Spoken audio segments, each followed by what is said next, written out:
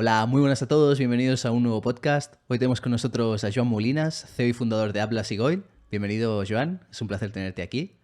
Y como Un siempre, la placer. primera pregunta que hacemos a todos, explícanos un poco pues quién eres y cómo has llegado hasta aquí. Vale, pues hola a todos, yo soy Joan, soy un perfil muy tech, ingeniero de profesión, pero muy emprendedor. Entonces junté las dos pasiones que tengo, que es la tecnología y el desarrollo, con crear empresas para mejorar el día a día de la gente, por así decirlo. Entonces empecé como autónomo, de autónomo pasé a empresa cuando yo solo ya no podía dar el servicio que quería, entonces creé AdLabs, que AdLabs es una agencia de desarrollo muy focus en mobile. Somos o nos considero muy buenos en desarrollo mobile, es lo que llevamos toda la vida haciendo. Empezamos a desarrollar mobile cuando Steve Jobs estaba vivo y cuando Swift no existía, así que llevamos mucho tiempo en ello. Y luego a partir de aquí, con todo el dinero de beneficios que teníamos, encontré una necesidad que era una necesidad muy de nicho y entonces creé Goil, que es más un producto propio con todo lo que ello conlleva. Buscar el product market fit, el desarrollo y demás. Y aquí estamos. Perfecto, muy interesante. Y bueno, también, no sé si trabajaste también para alguna empresa antes o directamente empezaste desde que te sacaste el ciclo superior, ¿no? Creo que empezaste estudiando y ya después de ahí fuiste autónomo o empezaste trabajando para alguna empresa. Sí, yo tenía muy claro que quería ser informático, entonces me planteé el hacer ciclos y universidad. Hice ciclo medio, ciclo superior y universidad. Ya sabía que quería emprender, ya sabía que quería crear mis propias empresas, pero me veía muy verde. Me veía muy verde para ello, no sabía gestionar equipos, no sabía gestionar producto, no sabía gestionar budget, no sabía gestionar nada. Entonces, mientras estudiaba, trabajaba, empecé trabajando en una empresa de Barna, es donde empecé las primeras prácticas que hice. Luego apliqué para lo de Apple, gané 3 años la beca de Apple de la WWDC, me fui allí, hice 3 veranos, luego volví. Empezaba la carrera, estudiaba y trabajaba a la vez. Empezaba la carrera, me fui a Londres a trabajar a Badoo, a la aplicación de citas, increíble. O sea, no tiene nada que ver el equipo con el propósito de la aplicación, son gente súper, súper crack y súper buena. Ahí es donde aprendí mucho, sí que es verdad que tuve un jefe muy, muy bueno. Y entonces volví y empecé con AdLabs, ahí es donde empecé como autónomo, tenía ya conocimiento, tenía ya algo más de bagaje en el tema de management y es cuando creé AdLabs. Muy bien, ¿nos puedes explicar un poquito más sobre AdLabs, qué es lo que se dedica a la empresa, un poquito más en detalle? Sí, al final lo que hacemos es entre comillas, consultoría puro y dura.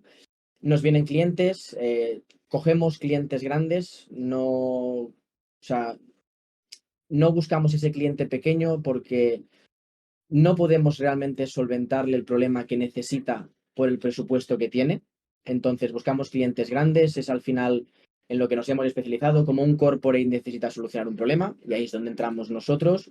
Somos al final su equipo mobile y es donde realmente tenemos impacto. Hacemos muchas otras cosas, pero el desarrollo mobile nativo es en el que más cómodos nos sentimos y donde más experiencia y producto podemos aportar. Y entonces, AdLabs salió que empezaste tú como autónomo dándole este servicio a estas empresas, ¿no? Y eso creció y necesitaste evolucionarlo a AdLabs, a esta empresa, con más gente, entiendo. Entonces, mi pregunta es, ¿por qué estas empresas deciden contrataros a vosotros en vez de tener un equipo interno de mobile? Sí, seguro que siempre tienen faena de esto, ¿no? ¿Qué encuentran en vosotros que no puedan crear ellos y les salga más eficiente a la larga o menos costes? Es una buena pregunta. Y yo os voy a explicar el por qué a los corporates les interesa externalizar toda esa parte. Al final es algo que nosotros aprendimos, tampoco lo entendíamos, por qué una empresa que factura millones quiere externalizar parte del desarrollo que no sea core. Y la respuesta al final acaba siendo muy sencilla y es no tener problemas. Ellos lo que quieren es pagar por un producto. No quieren tener el problema del hiring, del management, de la release del producto. Nos integramos con ellos, sí que es cierto, pero nosotros lo que les damos es ese nivel diferencial de que independientemente de que se me vaya alguien del equipo, de que esté de vacaciones, de que necesite asistencia médica porque se pone malo, nosotros siempre damos servicio. Entonces, eso es lo que un corporate busca, que tenga un partner en el que pase lo que pase, pueda confiar en él.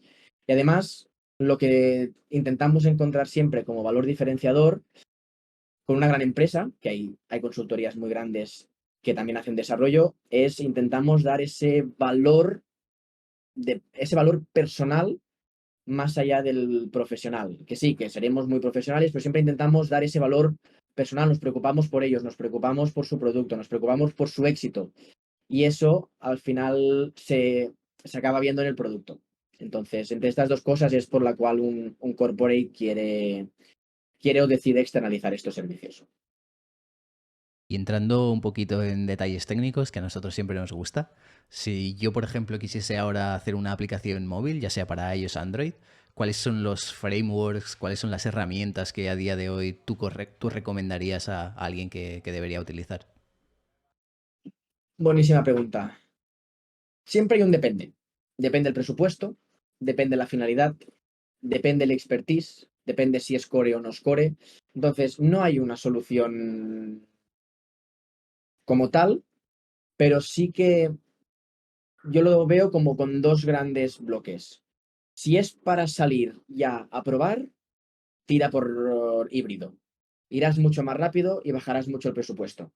Si lo que quieres es dar un servicio diferencial y una experiencia que la gente pueda decir, wow, yo para mí el híbrido aún no está así de maduro o tienes que invertir mucho tiempo y recursos para hacerlo igual que el nativo y tiraría por nativo.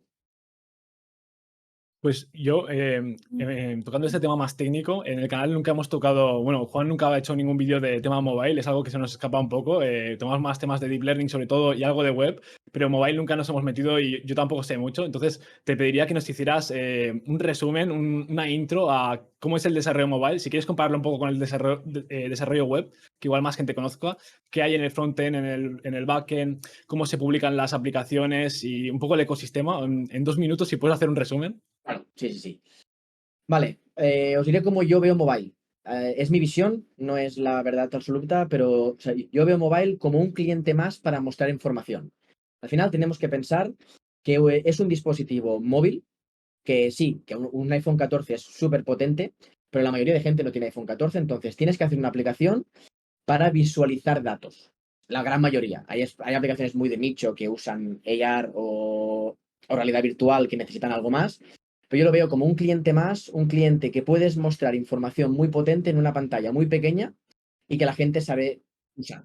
Entonces, hay que decidir por dónde empezar. Yo suelo empezar por cuál es el problema y qué solución queremos hacer. A partir de aquí, plasmarlo en el diseño, seguir lo máximo posible las guidelines de Apple y de Google, porque hay gente mucho más lista que yo en este caso, que piensa cuál es la mejor usabilidad para miles de millones de personas.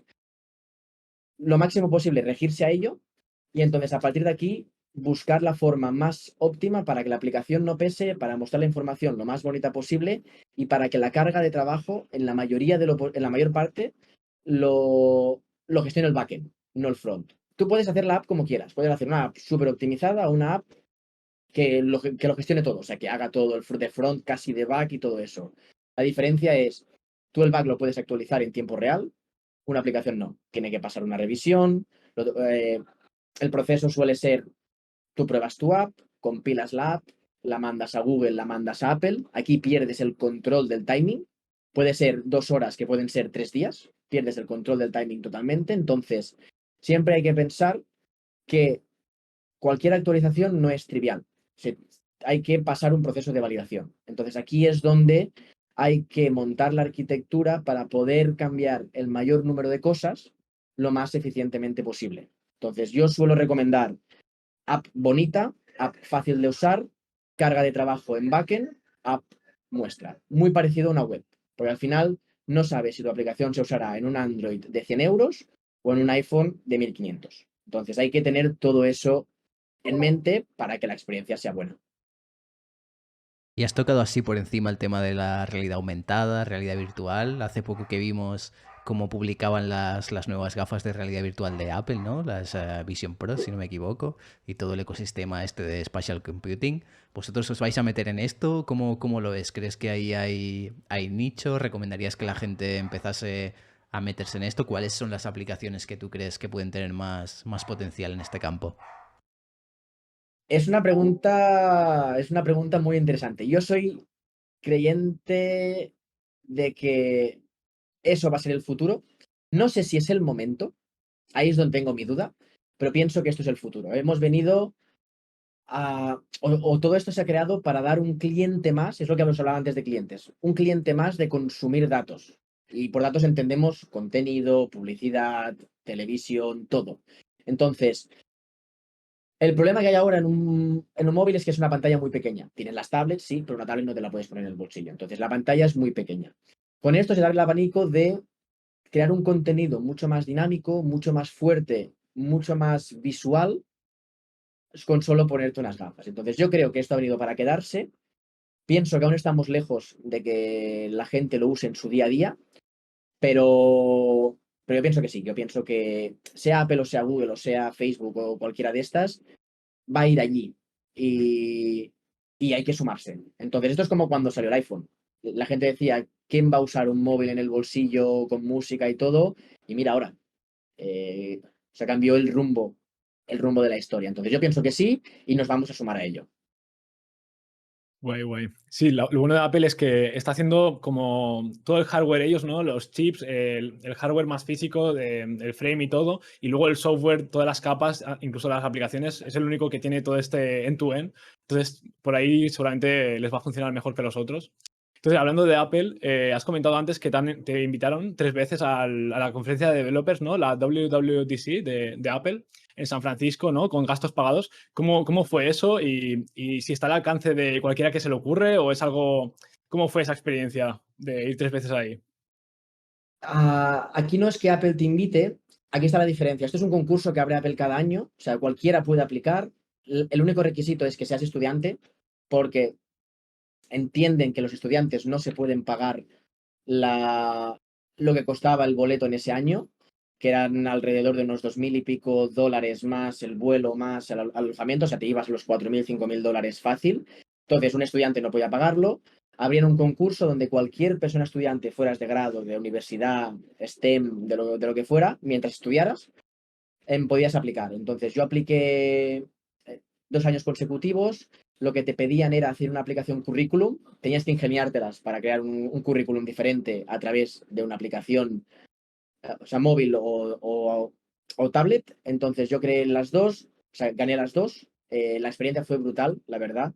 Primera, por repercusión que te da el haber ganado un concurso de Apple, por conocer el, gente de tu mismo sector, por ir a San Francisco, contactar con empresas, todo esto, eso te abre muchas puertas. Yo me lo pasé muy bien, conocí mucha gente y a raíz de ello, pues me contrataron en Apple. Y el siguiente año no apliqué porque no pude, y el tercero también era diferente, no era una aplicación currículum, era una aplicación abierta, tenías que inventarte algo en una semana y ahí también la gané. Y ese ya fue el último año, que fue cuando se me acababa la carrera. Yo lo recomiendo totalmente, de que quien pueda que pruebe y nunca se sabe. ¿Nos podrías contar un poquito más sobre cómo es trabajar en Apple para todos aquellos los que nunca Vale, llegaremos ahí? no es que nunca se llegue, hay que trabajar mucho para poderlo hacer. O sea, al final Apple es una empresa de miles o cientos no sé, pero de decenas de miles de personas. N- No es tan difícil llegar. Tienes que encontrar lo que a ti te gusta, practicarlo mucho y al final aplicar. Y que te dicen que no, pues vuelves a probar. Y que te dicen que no, pues vuelves a probar. Y es insistir. Al final, que te digan que no una vez es como que casi normal. Puedes que no sea tu rol, puede que no sea nada de eso. Y volviendo al tema de trabajar allí, yo me lo pasé muy bien, aprendí mucho allí. No encontré, quizá era por el equipo con el que estuve, que era el equipo de Siri Localization. No era quizá a mí el equipo por el cual me motivaba más estar allí. Y, y fue una experiencia brutal. Lo único que me echó mucho para atrás la vida en América. Yo soy la vida en medio de la montaña, buena comida, buena dieta, buen clima, gente que no está loca, y América es totalmente diferente. Mala comida, gente que es muy suya, que, que tiene sus cosas buenísimas, como es la ambición. A mí eso me encanta, pero me sentía desplazado y muy caro todo. Entonces, cuando vi que ya no podía dar más de mí, decidí volver. No, comprensible. Y mira, has vivido la experiencia. Mucha gente acaba volviendo después de unos años ahí. Es lo que se tiende a hacer. Y luego también me comentaste un día que tú colaboraste en Swift 1.0 cuando lo hicieron open source y público y que contribuiste en el repositorio open source de GitHub. Explícanos cómo se contribuye, cómo lo puede hacer alguien para contribuir en una de estas librerías open source tan grandes como Swift o cualquiera de las otras grandes. Y también conociste a Chris Ladner, ¿no? El que desarrolló, el que creó Swift, que nosotros lo conocemos un poco más porque ahora está más metido en temas de Machine Learning, como Modular y Dojo, Mojo, ¿no? Era, sí, Mojo. Pero ¿cómo fue esa experiencia de colaborar en Swift y conocer a Chris Ladner en persona? Fue, fue guay, la verdad. Sí que es, sí que es verdad que ahora se ha profesionalizado mucho más eso. O sea, a medida que han ido pasando tantos años y ha habido una comunidad tan grande, han sido mucho más restrictivos en cómo colaborar, mucho más protocolarios y demás. Yo lo hice al principio. A mí compilador es algo que siempre me ha gustado. Es por la branca que quería, o sea, la rama que quería tirar de la uni si no hubiera hecho las TIC. Y al final fue, mira, encontré unos fallos. Cuando salió Swift petaba más que una escopeta feria, la verdad. Bueno, como cualquier lenguaje nuevo de programación que sale, que al final hay muchas casuísticas no contempladas. Yo encontré unas cuantas y al final, mira, se, contacté con ellos, les pregunté cómo podía colaborar, me dieron una guideline muy básica de cómo hacerlo, hice los cambios, abrí pull request, al final o sea, se revisaron el código y demás, y ahí está. Sí que es verdad que era al principio, porque luego ya fue cuando empecé a tener mucha más faena y no tenía tanto tiempo, pero yo me lo pasé muy bien y siempre podré decir que hay algo de Swift. Creo que aún queda algo de Swift de lo que hice en su día en el repositorio. Y con respecto a Chris Landner, es, es de las pocas personas a las que le pido una foto. Bueno, le pedí la foto.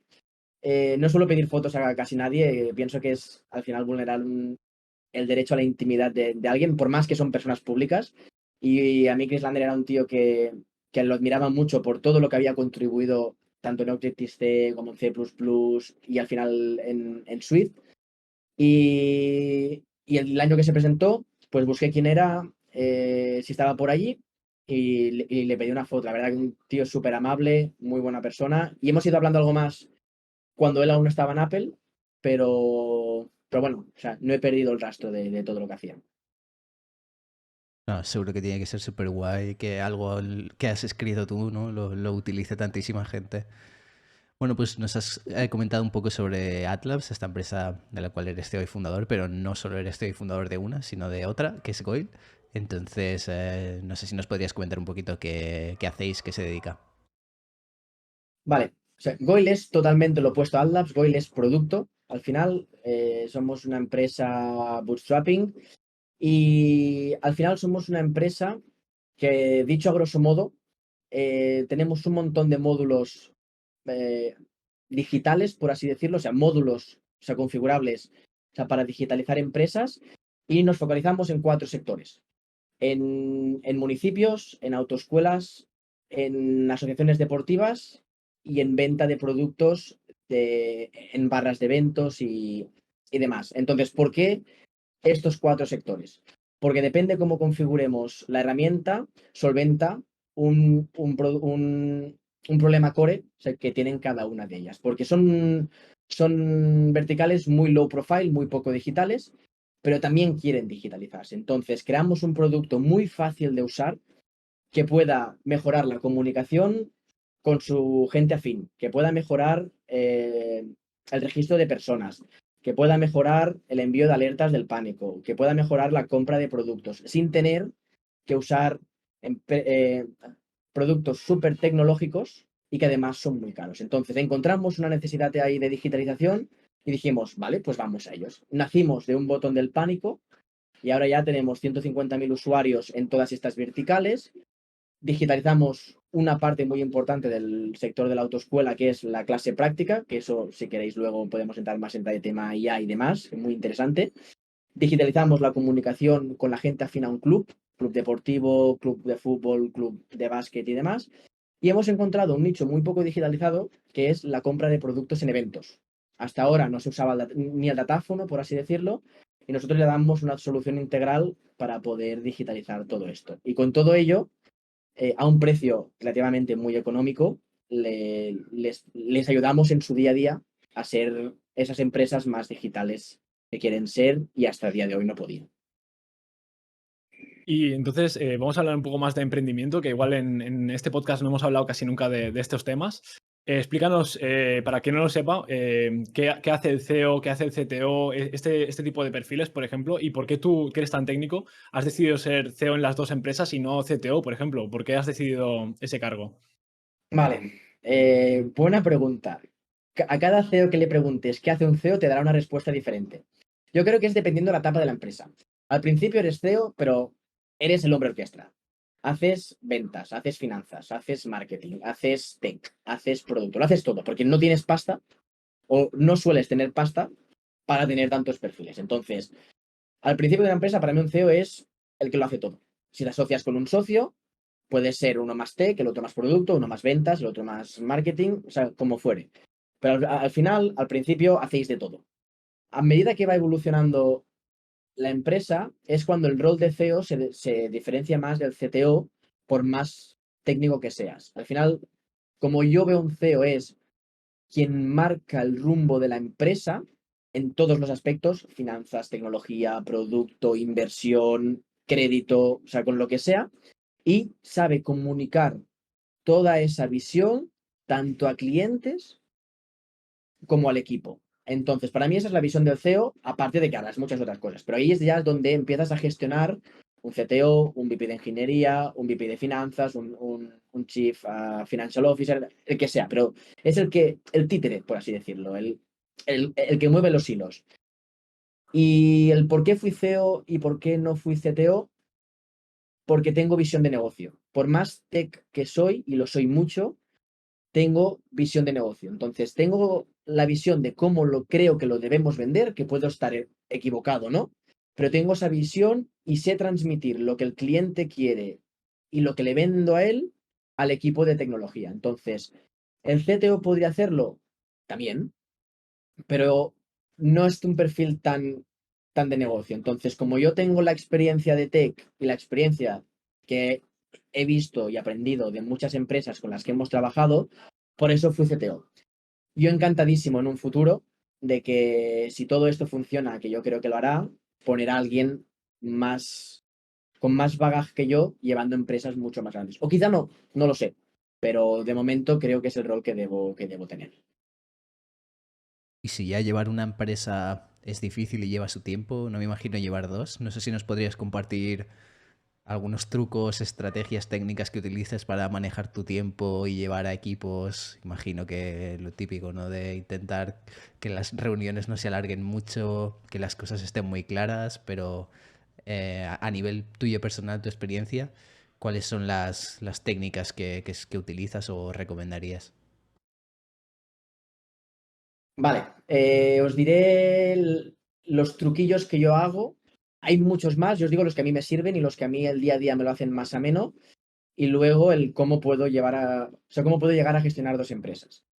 Eh, los truquillos es apuntarlo todo, o sea, todo lo que tenga que hacer, apuntarlo. Al final llega un punto que la cabeza colapsa y te olvidas de las cosas. La cabeza no da para más, o al menos la mía no daba para más. Entonces, por más que tengo muy buena memoria, prefiero apuntármelo todo y tener un checklist de cosas que hacer.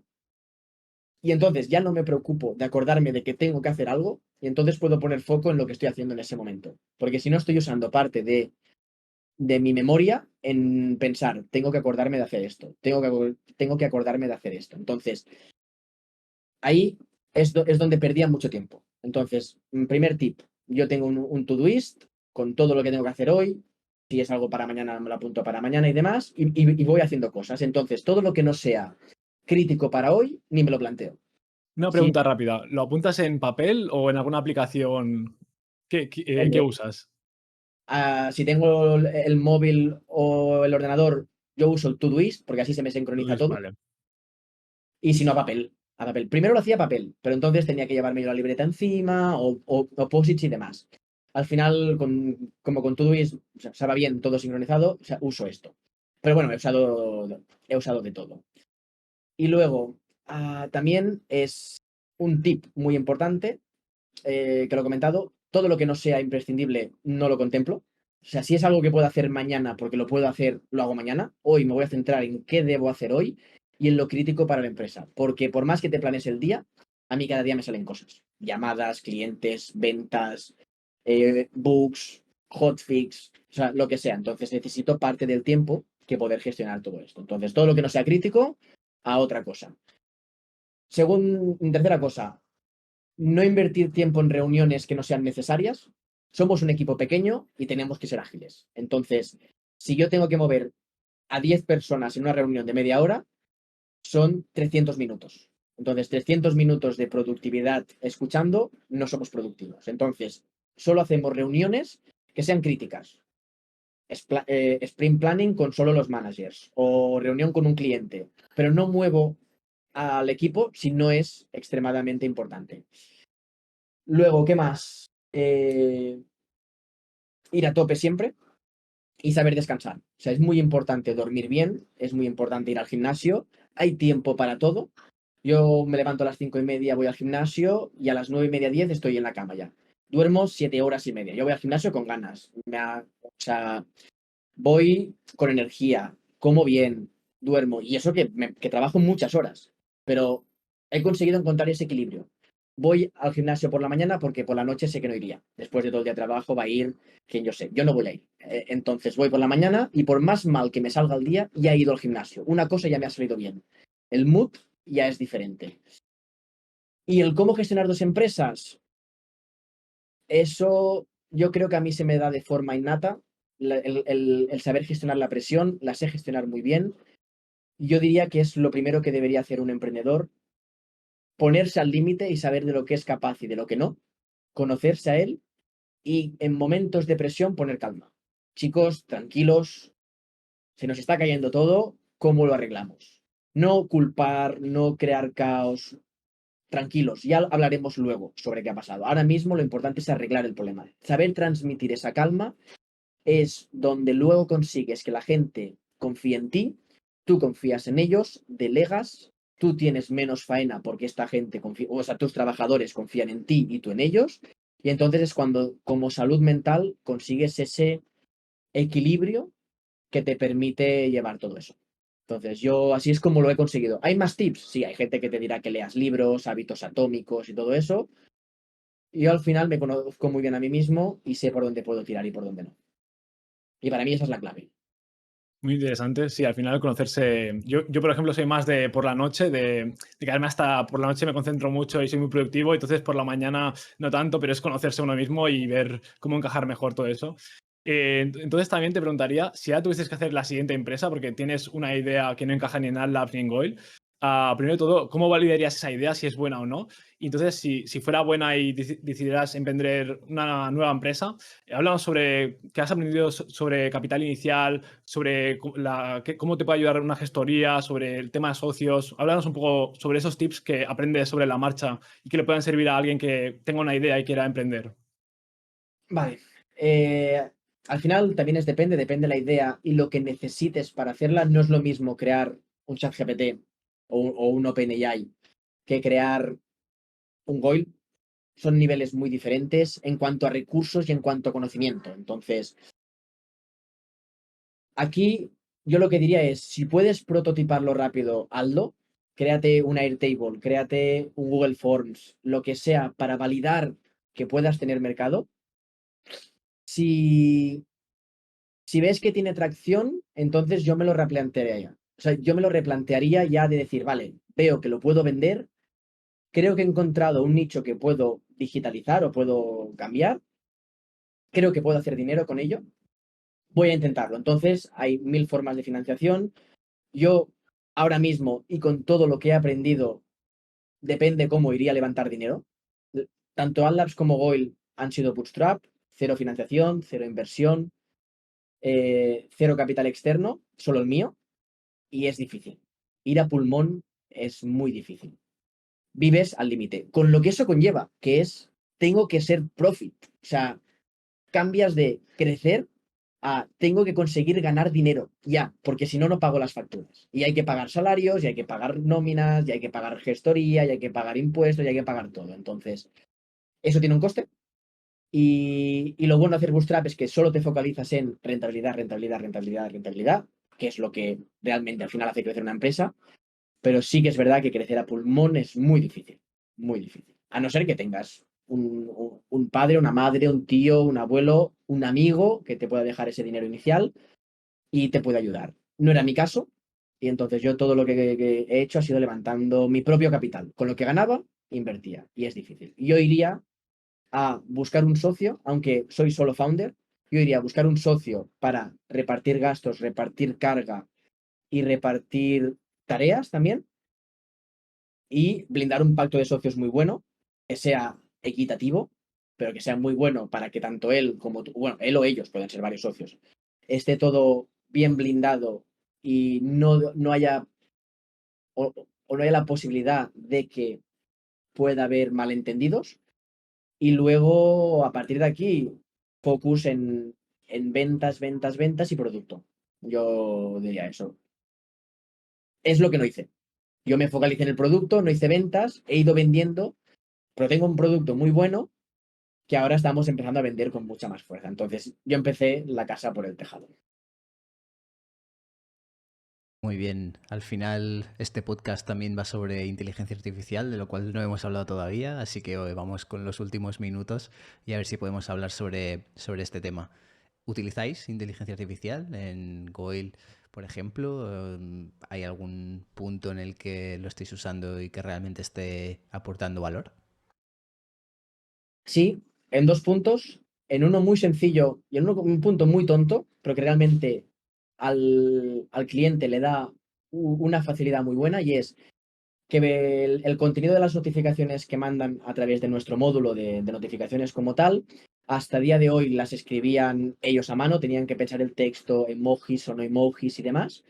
Y ahora, vía GPT y utilizando OpenAI, o sea, lo que hacemos es les configuramos una serie de parámetros que ellos pueden escoger, y entonces le dicen, quiero que me crees una notificación para el concierto de Shakira, por ejemplo, y te crea título y el contenido. Entonces ya no tienen que pensar esto. Es algo muy tonto, pero que a ellos les ayuda en el día a día a no tener que pensar ese contenido. Ahí es el primer punto que lo hemos añadido y que le hemos llamado las Smart Notifications. Y luego, aquí sí ya mucho más en profundidad en el tema ya. En nuestra vertical de inteligencia, hay de autoescuelas, vimos que podíamos dar un valor añadido al sistema de clases prácticas. Entonces, estábamos creando o sea, la primera inteligencia artificial que, en base a todos los recorridos de una clase práctica de un alumno, o sea, todas las clases prácticas de un alumno que diga, predice cuál puede ser la mejor clase práctica a hacer, o sea, la siguiente, en base a todos esos fallos y a toda la data que tiene. Entonces, el profesor sube el coche, le da un botón y eso te genera la siguiente ruta. Muy interesante. Entonces, si lo he entendido bien, vosotros erais una empresa normal de software con todo lo que hacíais de mobile, backend y todo lo demás, pero de ella no habéis tocado nada y ahora os habéis metido entre ChatGPT y esta nueva idea de autoescuelas. Entonces, ¿cómo ha sido este proceso? ¿Habéis contratado a un ingeniero de Machine Learning o tus empleados han aprendido estos temas o alguno ya sabía? ¿Cómo ha sido este proceso? ¿Cómo está siendo este proceso de aprendizaje ahí? No hemos contratado a nadie, no había budget para ello. O sea, apostamos por el equipo de ventas este año y el budget de hiring o sea, lo destinamos ahí. Entonces, con todo lo que podíamos encontrar en internet y a mucha prueba y error, hemos ido aprendiendo.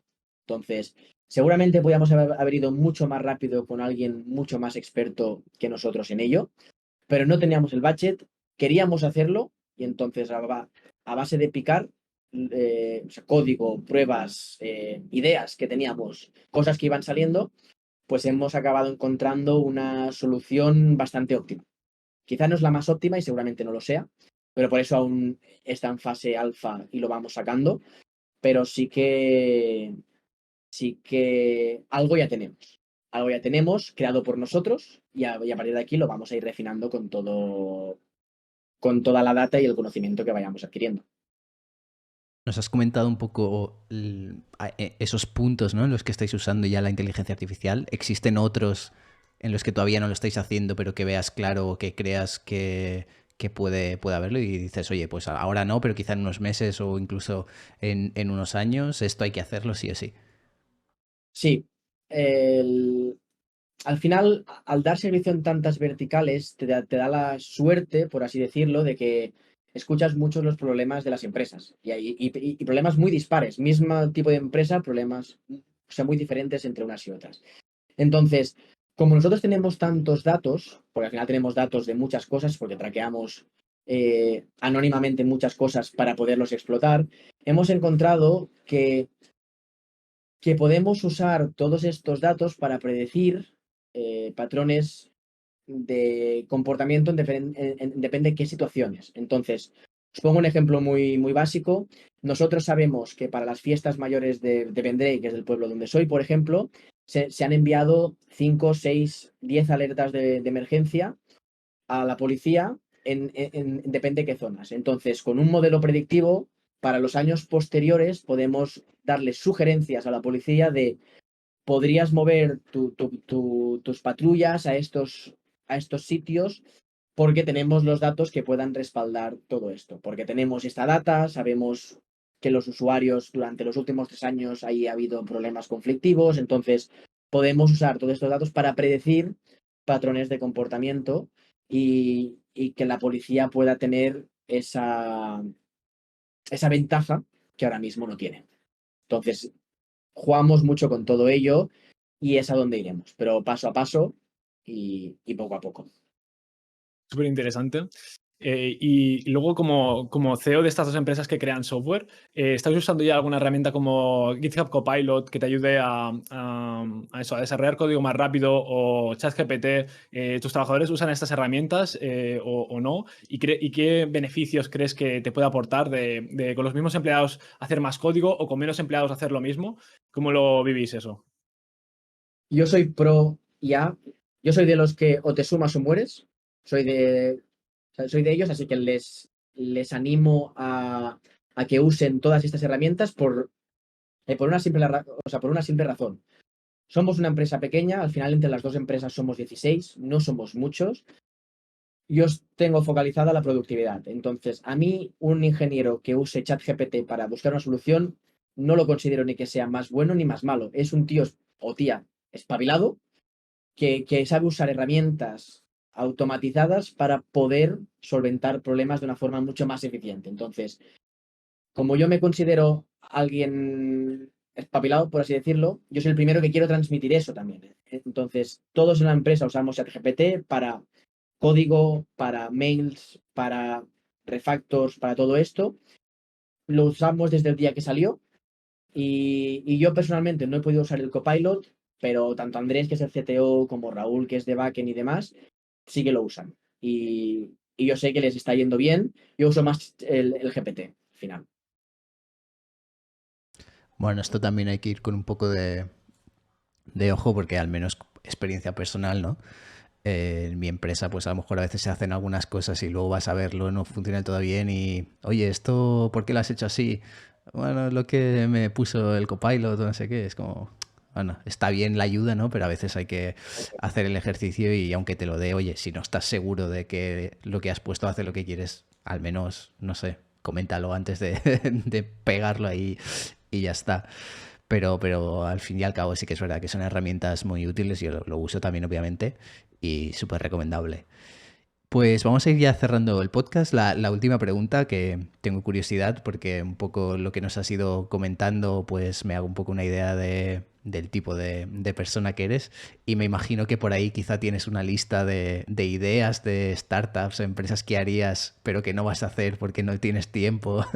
Entonces no sé si hay alguna que dices, mira, voy a dejarla por aquí y si alguien se anima pues yo creo que es una buena oportunidad ahora mismo. Hostia.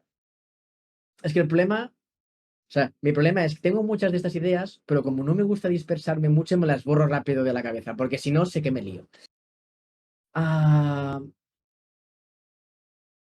a ver, ideas sí, Por ejemplo, Algo a que ver, una puedas que se contar, puede ¿eh? hacer. Que no sea tampoco No, no, no, algo que si yo en digas. esto estoy muy abierto, si yo en esto estoy encantado. Eh, Sobre todo, a mí, como habéis visto, o sea, que os he explicado antes, o sea, nosotros nos dirigimos a perfiles muy low profile, o sea, muy del día a día, muy poco digitalizados. Entonces, ahí hay un nicho muy grande. Porque sí que es verdad que cuesta mucho más entrar, pero es un mercado tan grande, dependiendo qué puertas o sea, toques, que, que es que es difícil no quedarte con gran parte o sea, del pastel. Entonces, yo lo que diría, o sea, no se me ocurre ahora ninguna muy específica, pero yo lo que diría es que, que vayan a cualquier tienda de pueblo, de ciudad o lo que sea, y que miren cómo la gente usa la aplicación. O sea, usa las aplicaciones, usan las tecnologías.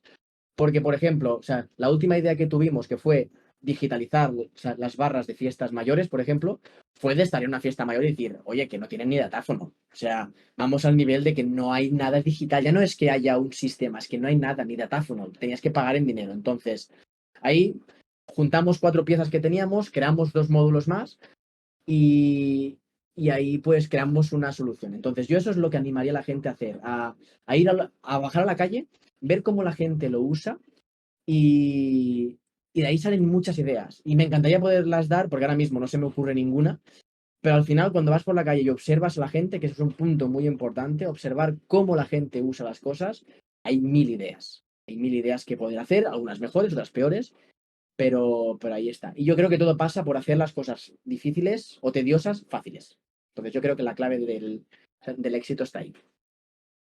Sí, sí, totalmente. Hay que, sabiendo de tecnología, hay que moverse y hablar con mucha gente, ¿no? Y hay cosas que aún no ha llegado nadie ahí a explotar esa idea y salen, ¿no? Pero solo si te mueves y hablas con gente y tocas las cosas. Si te quedas en casa, difícilmente con Google vas a encontrar gran cosa, ¿no? Muy interesante. Pues muchísimas gracias, Joan. Ha sido un placer. Espero que hayas estado a gusto y que pues quizá en un futuro te animes a venir y a hablarnos de todo lo nuevo que vayáis haciendo. Ha sido un placer y cada vez que queráis contar conmigo, aquí estaré. Perfecto. Muchas gracias. Genial, muchas gracias. Chao, hasta luego. Chao.